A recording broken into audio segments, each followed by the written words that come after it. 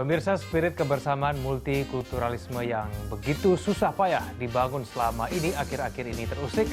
Multikulturalisme sebagai keniscayaan bangsa seperti digugat kembali sehingga merontokkan daya perekat kebersamaan. Bagaimana kemudian spirit Natal menjadi momen bagi kita untuk kembali merawat multikulturalisme? Kita akan membahas dalam Inspirasi Natal bersama dengan peneliti dari CSIS, J. Kristiadi. Pak Kris, selamat sore. Selamat sore, Mas. Pak Kris, kalau kita bicara mengenai semangat Natal dikaitkan dengan multikulturalisme ya, akhir-akhir ini kan banyak goncangan begitu. Betul. Menurut Ya. Pak Kris bagaimana? Ya, saya kira itu begini, sesuatu yang wajar ya, karena apa? Karena yang namanya multikulturalisme ini betul-betul kita bagaimana hidup bersama-sama ya dengan orang-orang yang memang secara alamiah bisa dalam petik bisa berbeda ya. Alamiah karena apa? Karena perbedaan suku, agama, ras, golongan ini kan kita sudah masing-masing mempunyai kultur sendiri, mempunyai adat istiadat sendiri, cara berbagai macam yang berbeda-beda ya. Nah, itu memang sesuatu yang tidak mudah. Tapi bukan berarti tidak bisa, karena apa? Karena sebetulnya modal sosial itu sudah sangat besar sekali untuk menjadi itu. Pak Kris, tapi kan kita memang selama ini bangsa Indonesia terdiri dari berbagai macam suku, bangsa, agama. Baik itu dari keturunan Tiongkok, Jawa, Batak, Sulawesi, pokoknya semua berbagai macam budaya. Apakah sampai saat ini semua kelompok-kelompok itu sudah cukup saling menghargai satu sama yang lain? Loh, makanya ini semua berproses sebetulnya kita ini ya. Terus sebetulnya bangsa ini, begini, ada bangsa dulu, tapi bangsa apa kita ini? Bangsa Batak, bangsa Jawa, bangsa Manado, bangsa Aceh, ya, dan lain sebagainya. Ya. Kemudian ada bangsa Indonesia, itu baru tahun 1908 resminya begitu. Untuk menjadi bangsa Indonesia, mereka menjadi suku bangsa. Nah, tapi itu juga menurut saya sudah keajaiban tuh. Sesuatu yang luar biasa bisa dicapai oleh anak-anak muda seusia Anda ini, bahwa mereka mengatakan kita ingin bersatu. Ya, tuh, satu bahasa, satu bangsa. Itu betul-betul sesuatu yang kalau tidak kita ada modal juga kesejarahan, modal sosial dan sebagainya, itu tidak semudah itu untuk bisa menjadikan salah satu ikatan kita adalah bahasa Melayu. Bahasa yang penuturnya sangat sedikit melalui pantai. Tapi karena dianggap bahasa Melayu itu bahasa yang lebih egaliter, kita terima semua. Dan adik mas-mas generasi muda kita dulu waktu pulang dari kongres yang kedua saya kira ini, pulang itu pun juga dimarah-marah orang tua. Loh, kenapa kok bahasa mereka? Kok tidak bisa kita yang Jawa yang lebih banyak, yang Batak, yang Sunda dan lain sebagainya ya. Jadi sebenarnya modal sosial kita kuat sekali. Nah, tentu kalau kita begini, kita hidup bersama, ya kan, multikultural. Apa artinya hidup bersama? Hidup bersama dalam konteks Indonesia sangat jelas. Pembukaan konstitusi kita ada dua yang menyebut dengan sangat jelas. Apa? Negara, begini, para pembentuk negara mengatakan negara dibentuk untuk mewujudkan kebahagiaan seluruh rakyat Indonesia.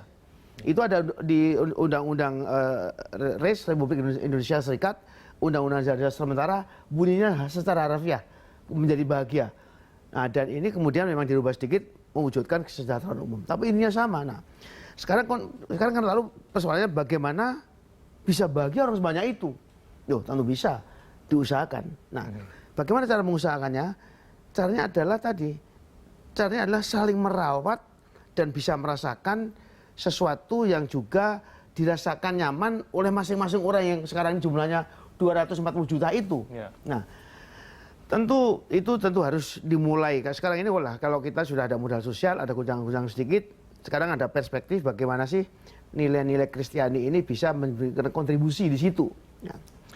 Tentu semua agama seperti agama orang Nasrani, ya, tentu ada nilai-nilai yang universal.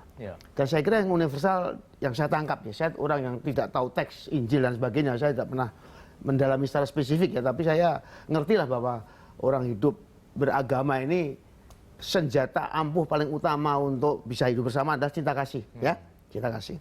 Terus modal yang harus ada adalah cinta kasih itu di dalam suatu keluarga. Nah, karena apa? Karena keluarga ini unit yang paling kecil dari suatu bangsa. Nah, menurut saya dirawat dari situ dulu. Karena apa? Karena tadi orang menciptakan keluarga, dua orang suami istri menciptakan laki-laki perempuan mau berkeluarga, hampir sama persis tujuannya bagi berkumpulnya orang seluruh Indonesia ini. Mau apa? Hidup bahagia.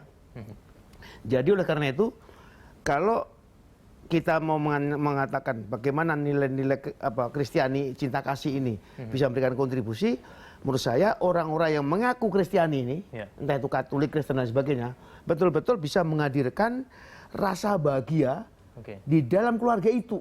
Apa? Karena menghadirkan rasa bahagia itu juga memerlukan pengorbanan. Siapa yang berkorban? Suami terhadap istri, istri terhadap suami, anak terhadap bapak, bapak terhadap anak, begitu semua. Masing-masing harus merasa bahwa mereka ini betul-betul berkorban untuk yang lain demi kebahagiaan bersama. Sampai kapan itu? Lu sampai mati, ya?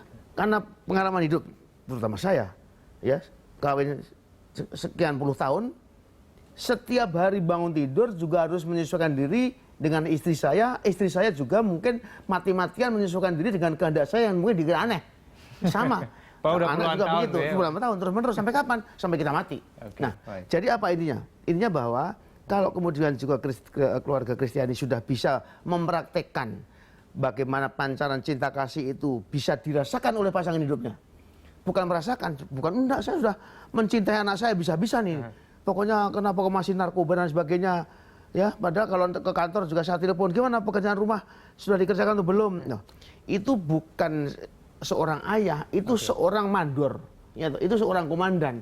Mengurus keluarga tidak bisa seperti mengurus kantor, tidak bisa. Sentuhan cinta kasih harus dirasakan. Begini, susahnya itu di dalam membangun keluarga dan keluarga besar kita berbangsa ini dan bernegara ini, bagaimana masing-masing orang juga bisa dirasakan, ya, kasih sayang itu oleh yang lain. Sebagaimana di dalam keluarga bahwa istri merasa juga disayangi suaminya, begitu pula sebaliknya. Baik, begitu. Pak Kris, kuncinya adalah cinta kasih. Kita akan bahas kemudian lebih lanjut nanti di segmen selanjutnya. Pemirsa, Inspirasi Natal akan segera kembali.